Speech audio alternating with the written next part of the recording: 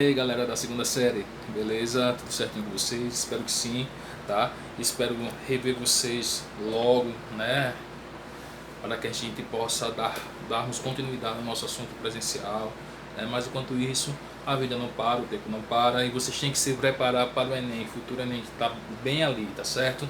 E vamos dar continuidade a falar sobre o reino plant, tá? Na aula passada eu falei sobre as briófitas, expliquei o ciclo da briófita, tá? Expliquei as duas fases, que é a fase gametofítica, que é a fase haploide da briófita, e a fase esporofítica, que é a fase diploide, que é onde vai haver a produção de esporos, tá? Enquanto na fase gametofítica ela é haploide porque vai produzir os gametas masculino e feminino, o anterozoide e a oosfera, beleza? Mas falando, qualquer dúvida sobre briófitas, vai lá na aula anterior. Vamos já continuidade aqui a falar sobre, dentro da escala evolutiva, sobre as pteridófitas, tá? E o que vocês devem saber sobre as pteridófitas são plantas intermediárias, tá? A partir do momento que surgiu as briófitas, com milhares de anos depois surgiram as pteridófitas. E qual a vantagem da diferença das pteridófitas para as briófitas? Que a partir daí já começam as pteridófitas já começam a apresentar vasos condutores, tá? Já começam a produzir vasos condutores de seiva, que é o xilema, tá bom? Que vai transportar a seiva bruta, água e sais minerais, e o floema, que vai transportar a seiva elaborada ou fotossintetizantes, o produto dos fotossintetizantes, tá? A glicose propriamente dito, tá? E esses vasos condutores, eles têm duas funções principais, que é a distribuição desses nutrientes que eu acabei de falar e também pela sustentação da planta. Então, galera, lembre-se, as pteridófitas já começam a apresentar os vasocondutores primitivos, que tanto servem para transportar os nutrientes quanto para a sua sustentação. É por conta disso que essas plantas já começaram a se desenvolver, já começaram a ser mais evoluída comparado às briófitas, tá? Os vasos condutores ocupam locais com menos umidade, ou seja, se a gente for comparar as briófitas elas precisam ficar em locais úmidos porque elas necessitam da água constante para a sua reprodução. Lembra que eu falei que os anterozoides eles têm flagelos que ajudam na sua natação, já para ver a fecundação, tá? No caso das pteridófitas, elas ocupam um local com menos umidade. Por quê? Porque elas têm água, tá? Tem xilema, então tem água em seu interior, tá? Então, no caso dos vasos condutores, a epiderme é revestida por cutícula, tá? O que seria uma cutícula? Uma fina camada, camada epidérmica que reduz a transpiração desses vegetais, tá?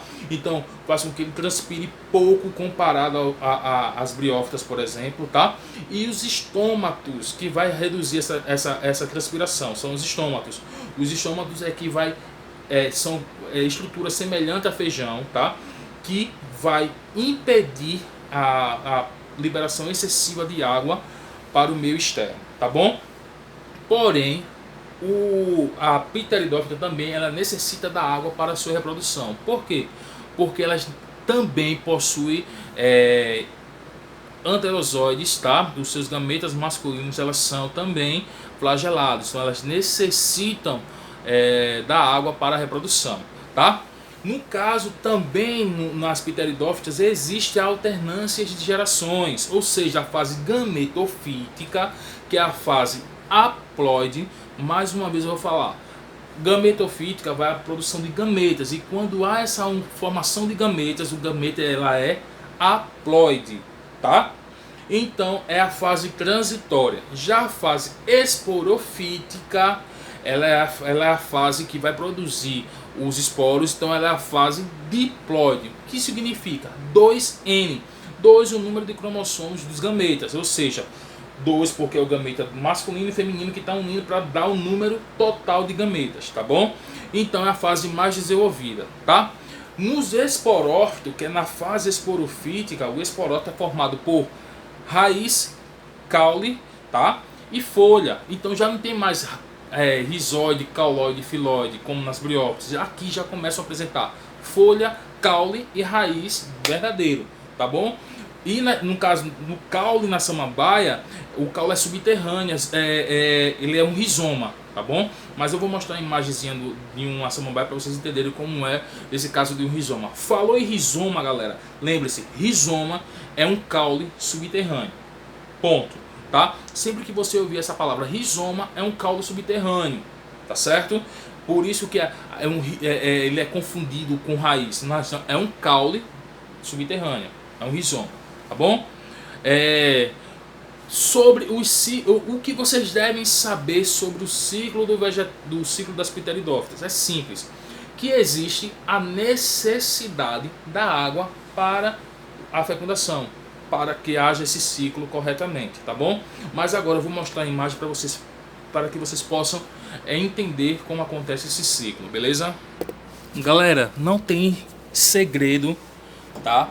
O ciclo da pteridófita, tá bom? Vou pegar aqui a setinha aqui para melhor explicar a vocês, tá? Então tá aqui, ó, a fase esporofítica, que é a fase diploide, tá? O esporófito jovem aqui, tá bom? Que vai passar para a fase adulta, onde esse esporófito aqui está maduro. Então esse esporófito, galera, ele é diploide, 2 vezes o número de cromossomos, tá? E abaixo dessa folha existem os soros, e esses soros, galera, ele é responsável pela produção de esporos que está dentro desse esporângio, tá? Então essa parte amarelinha aqui é chamada de esporângio, e dentro do esporângio vai liberar os esporos formados, tá? E esses esporos formados é formado pela meiose, por várias meioses dentro desse esporângio, tá? Quando esse esporângio libera os esporos, esse esporo ele vai ser germinado, tá? Vai cair no solo, vai ser germinado, e daí quando ele vai se desenvolvendo, vai se germinando, ele vai formar essa estruturazinha aqui, ó, bem bonitinha, que lembra um coração, tá? Quando você observar essa imagem que lembra um coração, galera, lembre-se que esse coração da pteridófita é chamada de prótalo. E esse prótalo, ele é haploide, ou seja, é nesse prótalo que ele vai formar os gametófitos, tá? Hermafrodita, ou seja, tanto o gametófito masculino quanto feminino, tá? Então tá aqui, ó, um anterídeo, tá? Se é anterídeo, vai produzir anterozoides, tá? E tá aqui o arquegônio, tá? Se é arquegônio, é feminino, a oosfera. Então, tanto na mesma região do prótalo, tá? Na mesma região do prótalo, vai produzir o anterídeo, que é o gameta, vai produzir o gameta masculino, que é os anterozoides, e o arquegônio, que é o gameta feminino, que vai produzir, tá? A oosfera, tá bom? E nesse local vai haver a fecundação, galera. E quando há fecundação desse anterozoide na oosfera, vai dar origem ao gametófito jovem. E quando dá origem a esse gametófito jovem, galera, vai formar o esporófito jovem e vai iniciar novamente esse ciclo. É simples, tá? Então, voltando, o esporófito maduro, abaixo da folha vai ter os esporângios, tá? Que são responsáveis pela produção dos esporos. Esses esporos são liberados no solo e vai germinando, tá? Então, quando esse esporo ele é germinado, ele vai formar o prótalo, essa estruturazinha aqui semelhante ao coração. E esse prótalo ele vai produzir o gametófito hermafrodita, tanto o anterídeo quanto o arquegônio, tá? Ambos vai produzir anterozoides e oosfera, respectivamente.